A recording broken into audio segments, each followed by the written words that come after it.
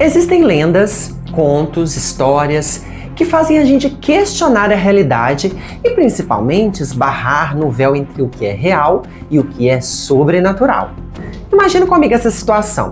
Você passava de carro por uma avenida à noite, mas aí do nada você sente que seu carro falhou. O rádio começa a chiar, as luzes piscarem e aquela sensação estranha de que aquilo não é normal. Um sentimento estranho, sabe? Como se uma presença misteriosa tivesse causado aquela pane toda. Agora imagine descobrir que durante anos, moradores de Belo Horizonte, em Minas Gerais, juraram que o próprio demônio rondava uma das avenidas mais movimentadas da cidade. Pois é, parece aquelas histórias antigas que a avó da gente conta pra botar medo, né? Sim. Mas a verdade é que a história do Capeta da Vilarinho não é só uma lenda isolada, mas pode ser parte de algo muito mais antigo, repetido em várias culturas ao redor do mundo.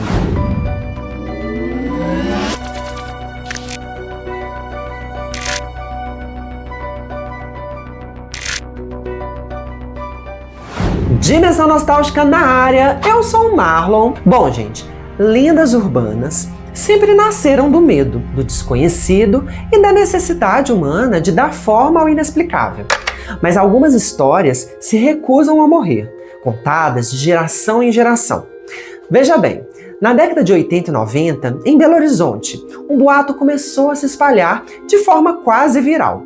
Numa época sem internet, sem redes sociais, só no boca a boca, sabe? Motoristas, moradores, cobradores de ônibus e até policiais começaram a relatar encontros estranhos na região da Avenida Vilarinho, principalmente durante a madrugada.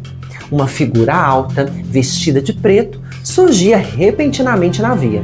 Alguns diziam ver olhos brilhando no escuro.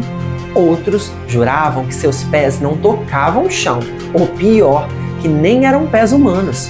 Havia quem afirmasse sentir cheiro forte, descrito como enxofre ou algo queimando. Veículos apagavam, ônibus davam pane. E o mais assustador, depois do encontro, a entidade simplesmente desaparecia. A figura ganhou um nome simples, direto e assustador: o Capeta da Vilarinho. Mas quem ou o que era essa entidade? Os relatos surgem a partir de um determinado acontecido.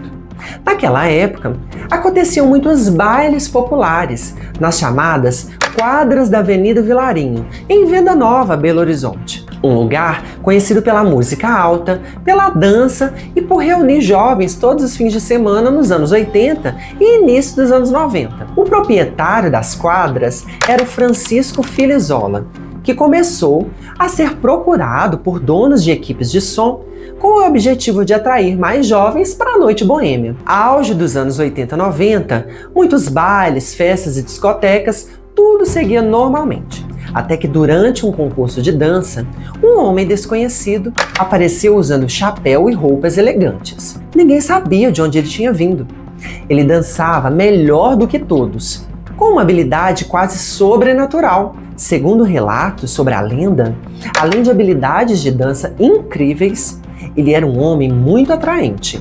E estranhamente atraente, vamos colocar assim, tá?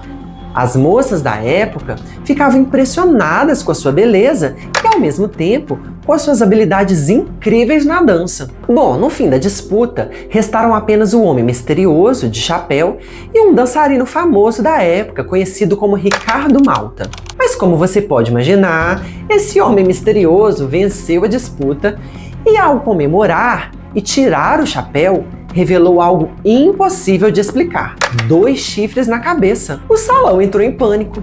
No meio da confusão, o estranho fugiu e simplesmente desapareceu. Algumas pessoas juraram que, enquanto ele fugia, viram patas de bode em vez de pés humanos. Com o tempo, a lenda cresceu. O capeta passou a ser descrito como um homem bonito, loiro, de olhos claros e extremamente sedutor, e capaz de dançar qualquer ritmo. Diziam que ele refugiou no banheiro externo e desapareceu em meio a uma fumaça, cheiro de enxofre e um rugido assustador. Há versões ainda mais sombrias, que falam de uma jovem que teria engravidado após o encontro e nunca mais foi vista. A história se espalhou rapidamente no início dos anos 90.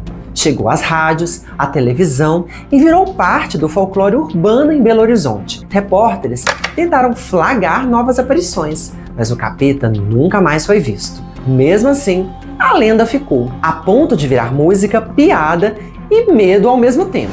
Agora vamos refletir um pouco sobre essa história, porque o capeta da Vilarinho não é único. Em várias partes do mundo existe a figura do demônio errante, que surge em estradas, encruzilhadas e caminhos noturnos. Na Europa medieval, falava-se de entidades que enganavam viajantes.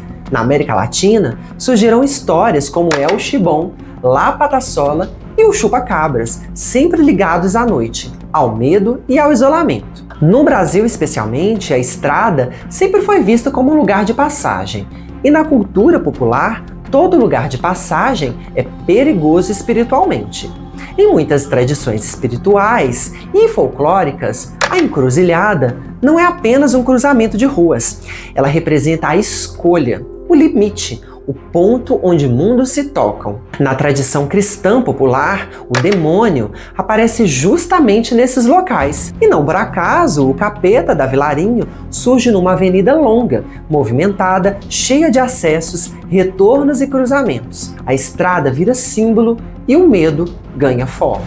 Quando alguém diz ter visto o capeta, quase sempre descreve algo parecido. Olhos brilhantes, forma humanoide, mas errada.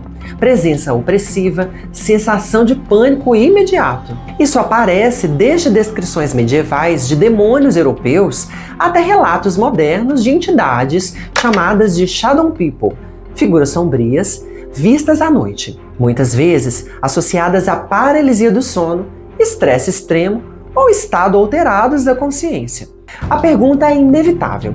Será que todas essas pessoas viram a mesma coisa? Ou a mente humana cria imagens parecidas quando enfrenta o medo? Nos anos 80 e 90, o Brasil vivia um contexto específico. Pouca iluminação pública, violência urbana crescente, menos informação e mais medo. Quando uma história começa, ela se espalha. E quanto mais gente acredita, mais real ela se torna.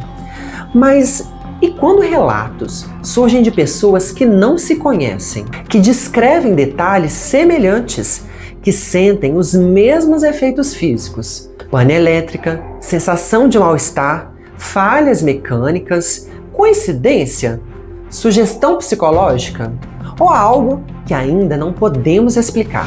Bom, gente, anos depois, o próprio dono das quadras, onde aconteciam todos os bailes, revelou que tudo teria começado como uma estratégia de marketing para atrair público em um período de crise financeira. Mas como toda boa lenda urbana, o controle da história se perdeu.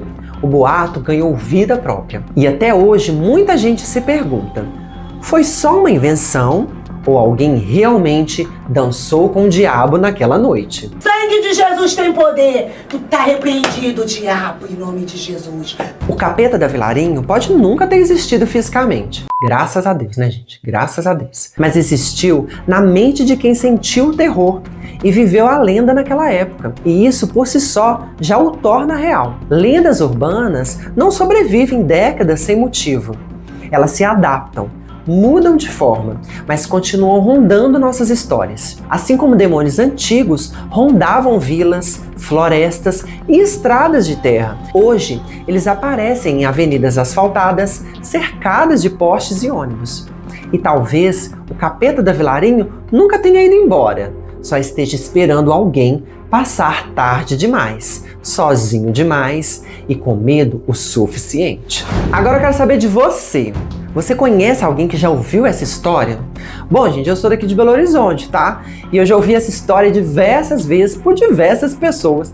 E eu posso garantir que é uma das lendas mais fortes aqui da cidade, tá? Se você é daqui de BH, deixa aqui um comentário, me conta se você já ouviu essa lenda. Se você não é de BH, comenta também. Me conta o que você achou dessa lenda. Na sua cidade, tem alguma lenda parecida como essa? Deixa seu like, se inscreve aqui no canal, assim a gente pode crescer aqui. E eu posso trazer outros vídeos explorando lendas brasileiras pouco conhecidas, sabe? Que quase ninguém comenta, mas que carregam histórias tão perturbadoras quanto essa, tá? Eu espero de verdade que você tenha gostado desse vídeo, tá? Eu vou ficando por aqui. Um grande beijo e tchau! Vamos lá. Não gosto de gravar esses vídeos, não. Tem medo, tem medo. Que isso, gente? Só amanhã? Nossa, que lentidão.